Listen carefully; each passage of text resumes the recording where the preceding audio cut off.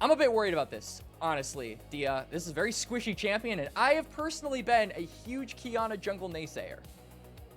Yeah, the Qiyana allows their bot lane to continue pushing up. Likely a trade of Scuttle Crabs as well, though Haru's extended pretty far forward. Care feels confident going for this flash out of Guwon, but the stun's not going to land. Haru still goes low and will still go down for first blood. That going to Care.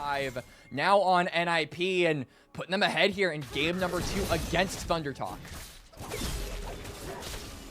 Hoya feeling pretty good in this matchup as well. Mininar actually steps a little too far forward. No! You could, as soon as that mouse click happened and he went a little too close. A bit further when he has that active, just because you go for a trade and then immediately bail out. But he's got to be careful of situations like this where he overstays his welcome, because now Guwon is looking for a revisit. Oh my God. He just gets that. This is another case of somebody just looking extremely comfortable. He just actually end up one-shotting that bot lane with that ultimate, so it's something to keep in mind for later, as we're in the present and Haru is getting ganked maybe a third time. No vision, no problem. Haru walks up, Haru goes down. This is looking like replay status. We're getting proxied, man. We're getting proxied, man. Keshi's not gonna die here. Surely he's not gonna die. I mean, Hoya's going to get his spells back up. I don't think Keshi's going to have his leap. That's a pretty long cooldown. And he's certainly not going to have Mega. Hoya knows that he's got this in the bag, but one more auto is needed. Hoya will fall to the tower, but I don't mind it. On the equalized end here, going for that 1v1. As, yeah, I mean, the levels are also a pretty relevant piece to the, or pretty relevant factor, as well as Junhao. I hesitate to call it a sneak, because ThunderTalk had outside now that he's Mega, but missing the Gnar.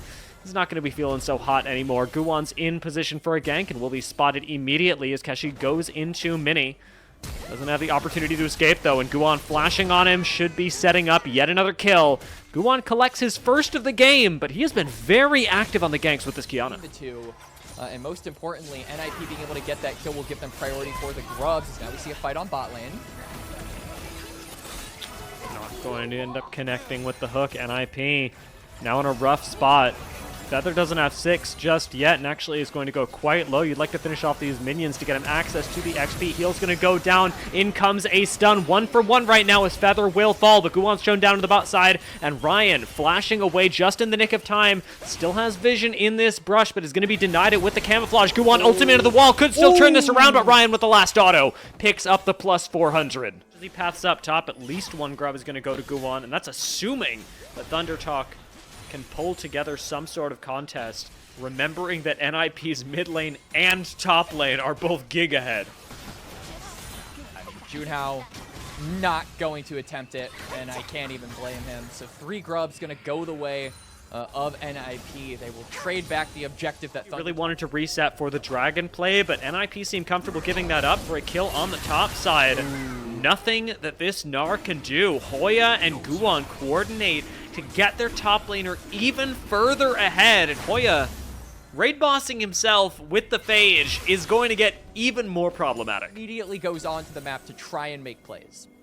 Guwon might get caught here. Junhao wants to find a catch, but instead is going to miss the knock-up. The rest of TT on the way, but great death sentence is going to bring Ryan all the closer. Needs to be finished off, and he will be. Guwon completing the assassination mission. Feather will fall next again to Guwon as he picks up another kill, and now Hoya's in the mix. Stunned under the tower onto Haru. Should be claiming his life soon. Last hit going to be picked up by Hoya. And the top side, and it's night and day. I mean, 1.8k between Hoya and Keshi, 1.8k between Guwon and Junhao, and 1.6k between Care and Haru. Not even at the 15-minute mark in quick fashion, right? And a lot of people have been saying, well, there's more gold in the game, so naturally the game is ending faster. But I feel like the lack of Otacon has really made it difficult. Get turned, as we can see, Hoya wants to enter in on one side. The rest of NIP slow to react, though, so they might actually miss this objective.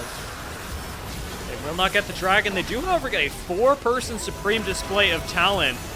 Now with the jungler picked off, ThunderTalk have no business in this pit but to disengage. They will still lose Feather on the way out. They get themselves to Soul Point, but a double kill goes to Care. The question, Quacks, was it worth it?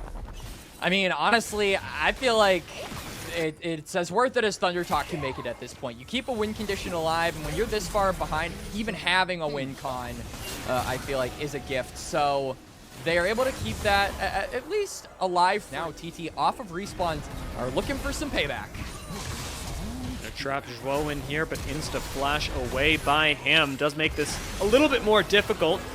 TT will still commit enough resources to pick up the kill and don't expend too much more. It is just the flash. Kind of feels like NIP, again, with how far ahead they are, should have easily been the ones to have control of this river and take that dragon. Now unnecessarily giving ThunderTalk a link back into this game, if you can even call it that, with how far behind they still are. This gold lead is ballooning toward the 9,000 difference here between two teams, Dia.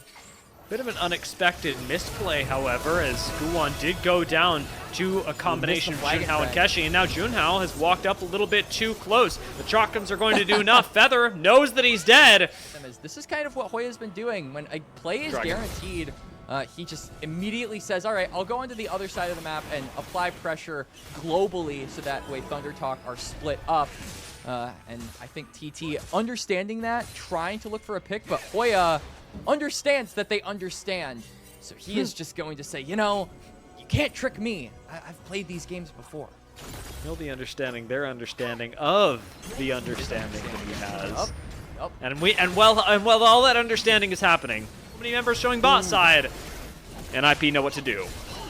Yeah, and Keshi. Goodbye, Keshi. That's taken down now. NIP are quiet enough that we hear the sound of him falling. Junhao actually goes into the pit! Ill-advised, perhaps?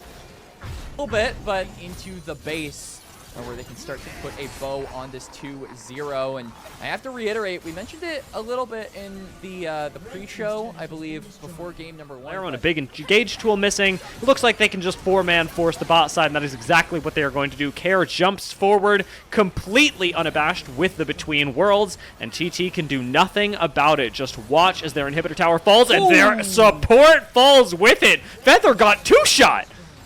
Yep. Feather, he's getting them ruffled. ThunderTalk now on their last legs. NIP, double inhibitor. They're looking to advance onto the base, but Keshi is now Mega Gnar, so they could look for a fight potentially. This is the kind of timer you have to go for.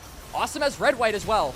He has to do it now. Surely Keshi has to go, but he gets interrupted. In goes the big Gnar. It is a 3-man stun, but it does not matter. Red, white, and you have no choice but to fight as NIP take TT into the blender for game number 2.